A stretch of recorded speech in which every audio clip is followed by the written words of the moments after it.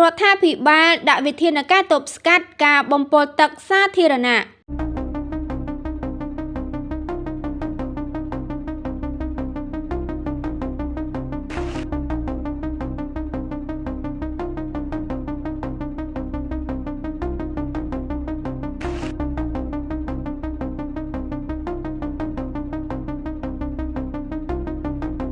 ភ្នំពេញកំណើនសេដ្ឋកិច្ចជាតិជាង2ទសវត្សរ៍មកនេះកំពុងបង្កការបំពុលផ្នែកបរិស្ថាននិងប៉ះពាល់ដល់សុខភាពសាធារណៈ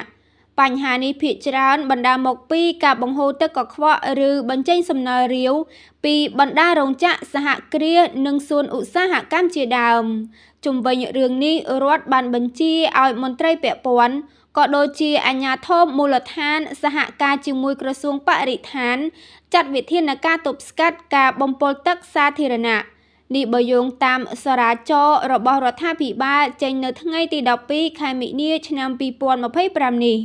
បើតាមសរាចរណ៍ខាងលើក្រសួងបរិស្ថាននិងអាជ្ញាធរពាក់ព័ន្ធត្រូវតែជំរុញឲ្យម្ចាស់កម្មសិទ្ធិរោងចក្រសហគ្រាសសួនឧស្សាហកម្មតំបន់សេដ្ឋកិច្ចពិសេសអាជីវកម្មធនធានរ៉ែមូលដ្ឋានសុខាភិបាលទីសត្វឃាតនិងមន្ទីរពិសោធន៍នានាបំពាក់ប្រព័ន្ធប្រព្រឹត្តកម្មសំណល់រាវនិងឧបករណ៍ស្វ័យត្រួតពិនិត្យការបញ្ចេញសំណល់រាវស្របតាមលិខិតបទដ្ឋានគតិយុត្តជាធរមាននិងមានផែនការមធ្យោបាយនិងសម្ភារៈបច្ចេកទេសឆ្លើយតបបន្ទាន់ក្នុងករណីកើតមានឧបទ្ទវហេតុការបំពុលទឹកចំពោះម្ចាស់អគារអាជីវកម្មសេវាកម្មបុរីលំនៅឋានអគារសហកម្មសិទ្ធិរមណីយដ្ឋានសន្តាគារភោជនីយដ្ឋានផ្សារទំនើបឬមណ្ឌលកម្សាន្តវិញ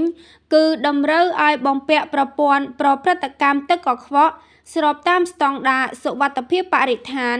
មុននឹងបង្ហូរទៅតំបន់សាធារណៈឬបង្ហូរចូលបណ្ដាញលូសាធារណៈដែលភ្ជាប់ទៅស្ថានីយ៍ប្រព្រឹត្តកម្មទឹកកខ្វក់រួម